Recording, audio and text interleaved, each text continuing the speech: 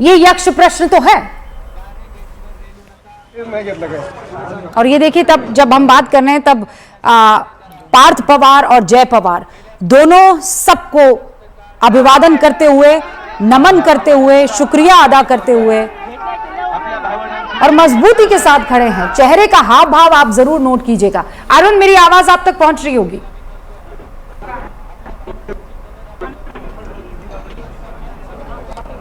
Arun, network issue है। शिवानी,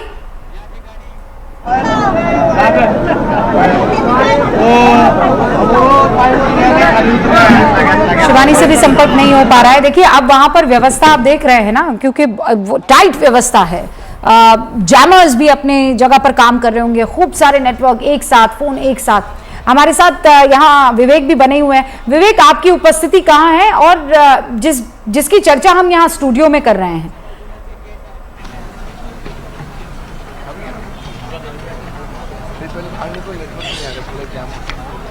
विवेक, मेरी आवाज आप तक पहुंच रही है?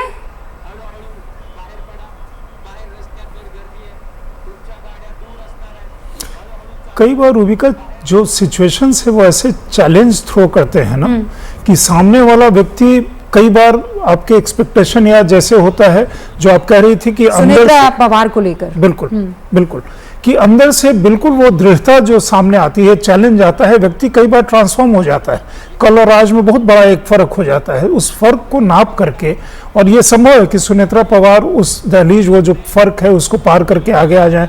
संभव है कि उनके बेटे का, क्योंकि दो उनको सपोर्ट सिस्टम भी घर के अंदर है, जब तक बेटे तैयार होते हैं, या जो पार्टी के परिवार के मुखिया हैं शरद पवार साहब, वो कोई ऐसा सुझाव देते हैं जिसके माध्यम से ये चीजें आगे बढ़ती हैं। क्योंकि पार्टी का जो सिंबल घड़ी था ओरिजिनल, और पार्टी की पॉलिटिकल लीगेसी को आगे बड़े लेकर, कद वाले लीडर्स भी तो है ना, फिर वो भी तो कहेंगे कि प्रफुल्ल पटेल अभी जैसे जितने एक्टिव हैं, उनका एक अहम मतलब सुझाव के तौर पे अहम से होगा कि कैसे क्या करें। लेकिन जो कार्यकर्ता है, उनकी जो निष्ठा है, वो निष्ठा पार्टी समझ में आते हैं, लेकिन तभी जब वो परिवारवाद की बात होती है कि वो निष्ठा जो है वो परिवार सेंट्रिक होती है। पार्टी को लेकर कार्यकर्ता काम करते हैं, वो इसलिए भी करते हैं क्योंकि भाई शरद पवार कह रहे हैं। क्यों कर रहे हैं? क्योंकि अजीत पवार कर रहे हैं। अब यहां पर जब अजीत पवार नहीं रहे हैं, तो एक मातृ शक्ति अगर सेंटर में रहती है, तो फिर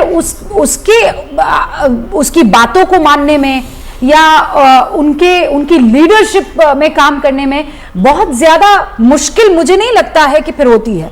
हो सकता है कि बच्चों को लेकर ये हो कि अभी इनकी उम्र क्या है, अभी तो इनकी शुरुआत हुई है, तो सीनियर लीडर्स हो सकता है इस मसले में कोताही बरतते। लेकिन जब दाई की बात आएगी, अजीत पवार की पत्नी सुनेत्रा की बात आएगी, तो शायद उस वक्त वो सॉफ्ट हो सकते हैं और ये इतना स्ट्रॉन्ग जो रिबेल है वो ना खड़ा। मेरे ख्याल में आपका बिल्कुल आकलन सही है, क्योंकि जिस तरह से आपने उसको परिभाषित किया है ना, कि एक जो मतलब मातृ शक्ति जो होती है वो ताई के रूप में जानी जाती है, उनका एक अपना प्रभुत्व है, कार्यकर्ताओं का कनेक्ट है, उन्होंने एवोल्यूशन देखा है अपने पति का, उनके साथ जो लोग जुड़े हुए हैं, उनके साथ जो पुराने लोग जुड़े हैं, उनको कम्युनिकेट करने में उनके साथ सुविधा है।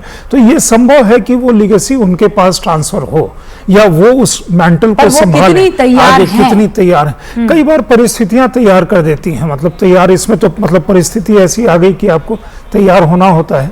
लेकिन ये मतलब पूरा देश और इस चीज को लेकर आप क्या सोचते हैं?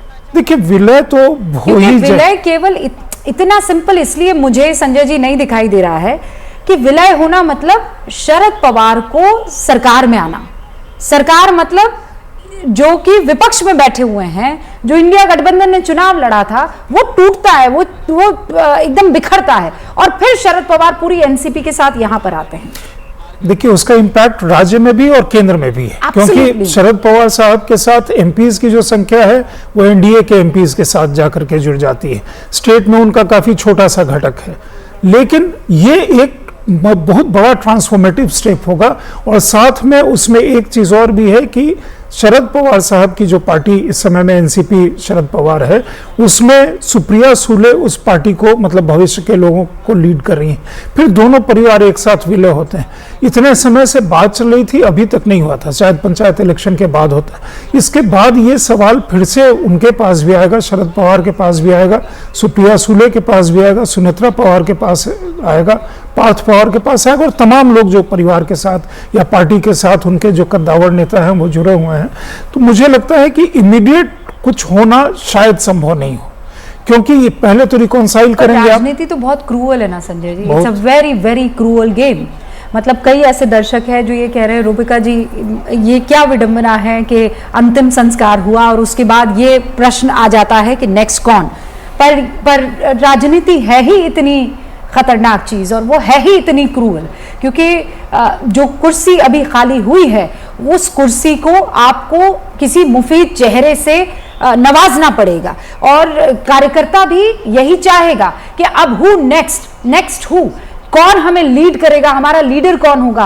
वो बारामती के लोग जो कह रहे हैं कि अब हम अनाथ हो गए हैं, अब हम किसके पास जाएंगे, अब वो जनता दरबार कौन लगाएगा, उस शिकायत को भी पूरा करना होगा। जनता दरबार किसी को लगाना ही होगा, चाहे वो पार्थ लगाए, चाहे वो जय लगाए, चाहे वो सुनित्रा ताई लगाए, लेकिन ये जनता दरबार ये परंपरा रही है बारामती की और ये मजबूती रही है बारामती की।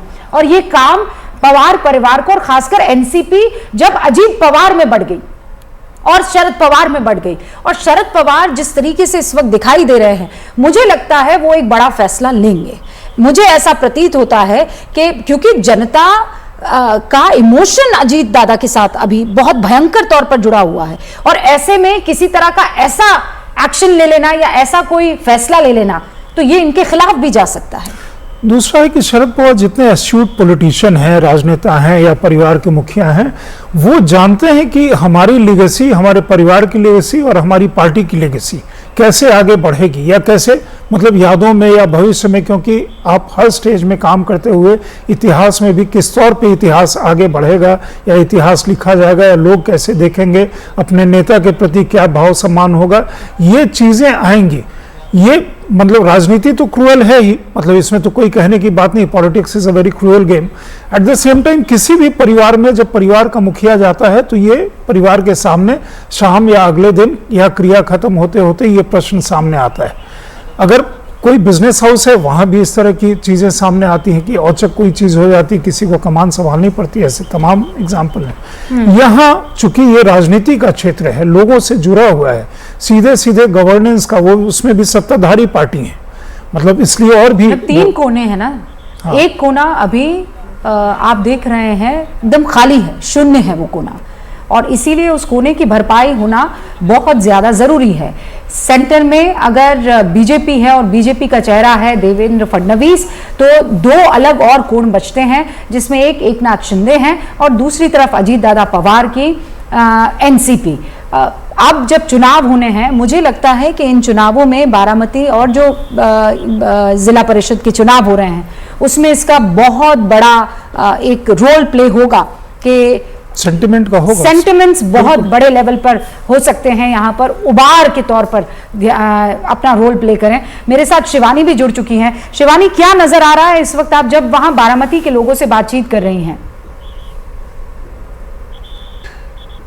शिवानी, सत्ता की बात यहाँ पर थी। देखिए, आपने कहा बिल्कुल राजनीति बहुत ज्यादा क्रूर होती है, आपने बिल्कुल सही कहा, लेकिन अब कोई ना कोई विकल्प के तौर पर तो यहाँ पर देखना होगा। जब हम उनके आवास स्थान पर थे जहाँ पर उनका पार्थिव शरीर अजीत पवार का रखा गया था, तो जब उनके बेटे उस वक्त वहां पर आए थे तो वही प्यार, लोग उनका हाथ पकड़ रहे थे, शायद उम्मीद जता रहे हैं कि अब अगली सत्ता जो है शायद वो पार्थ पवार यहाँ पर संभाले, कि वो वक्त अब यहाँ पर निकल आ चुका है। कुछ लोग भी मेरे साथ है उस आराम से चलो, अभी कोई बात नहीं। कोई ले सकता है अजीत पवार की जगह? अजीत पवार की जगह ले सकता है वो रोहित पवार। रोहित पवार और रोहित पवार भतीजे हैं। तो देखिए, रोहित पवार और पार्थ पवार, उनके दो जी, आप वो रोहित पवार की जिक्र यहाँ कर रहे हैं। हालांकि हमने देखा वो यही वाली बात होगी शिवानी, दुख है। शरद पवार की बेटी चलिए लोकसभा से है, लेकिन उनके भतीजे का एक बड़ा रुतबा था। अब यही चीज यहां पर दिख रही है कि रोहित पवार जो हैं उनका नाम लोग लेते हुए नजर आ रहे हैं, जो कि भतीजे हैं अजीत पवार के। और देखिए रूबिका, यही तो वो जनता है जिन्होंने अजीत पवार को भी यहाँ पर चुना। और अब कहीं ना कहीं उनके उत्तराधिकारी के रूप में जिस नाम का चयन कर रहे हैं, ये खुद ही यहाँ पर है सब कुछ तय करने वाले, ये खुद ही जनता है इतनी बड़ी, खुद ही ये जज भी हैं। तो ऐसे में अब मुझे लगता है कि आगे आने वाले वक्त में हो सकता है रोहित पवार उस सत्ता को संभाले, हो सकता है पार्थ पवार उस सत्ता को संभाले, लेकिन ज्यादातर लोगों को आपने यहाँ पर और लोगों से भी मैं पूछूंगी, कोई ले सकता है क्या अजीत पवार की जगह? आपको क्या लगता है कौन आएगा?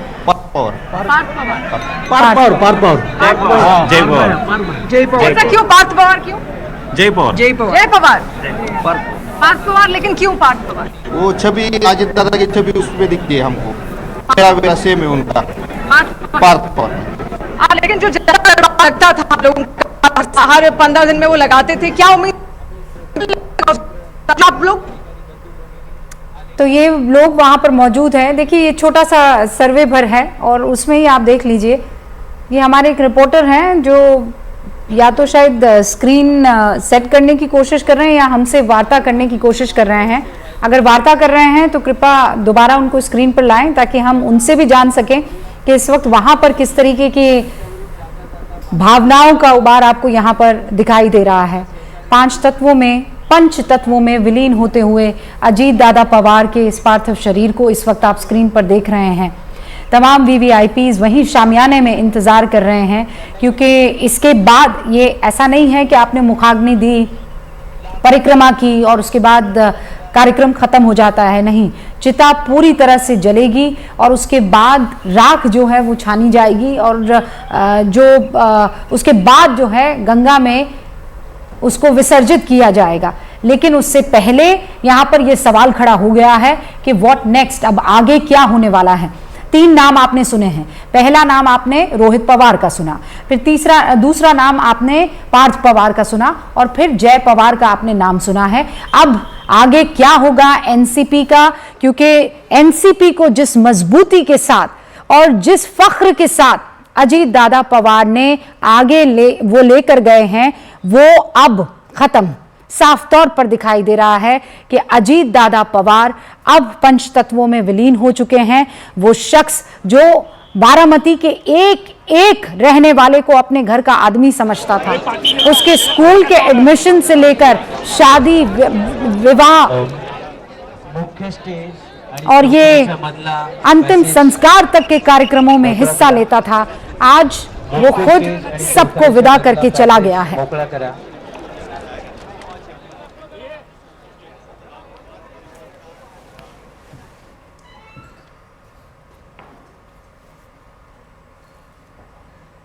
और सुबह से ही आपको बता दें, मेरे तमाम सहयोगी शिवानी, विवेक, अरुण, आनंद, ये सब के सब ग्राउंड जीरो से जुड़े हुए थे, हर खबर हम तक पहुंचा रहे थे। संजय जी, आपका भी बहुत बहुत शुक्रिया, हमारे साथ सुबह से लगे रहे हैं।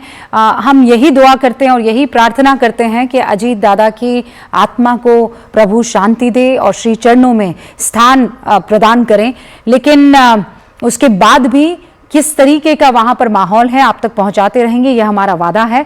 आगे की खबरों को हम बढ़ाएं। आर्थिक सर्वेक्षण लोकसभा में पेश कर दिया गया है, ये जानकारी मैं आपको जरा बता देना चाहती हूं। वित्त मंत्री निर्मला सीतारमण ने आज दोपहर 12 बजे आर्थिक सर्वेक्षण पेश किया है। सर्वे दरअसल देश की आर्थिक सेहत का आईना होता है, जिसके आधार पर सारी योजनाएं बनाई जाती है, बजट बनाया जाता है, देश की नीतियां तय की जाती है। इसके बाद लोकसभा की कार्रवाई 1 फरवरी तक के लिए स्थगित कर दी गई है। अब 1 फरवरी को दोबारा लोकसभा सुबह 11 बजे शुरू होगी उसकी कार्रवाई और वित्त मंत्री निर्मला सीतारमण रिकॉर्ड 9वीं मर्तबा एक महिला वित्त मंत्री के रूप में बजट पेश करेगी। 2026-27 के लिए बजट पेश होगा। हमारी तैयारियां न्यूज़ 18 इंडिया पर पूरी हो चुकी है। हमने हर उस वर्ग से बात की है, हर उस इलाके में हम पहुंचे हैं जहां बजट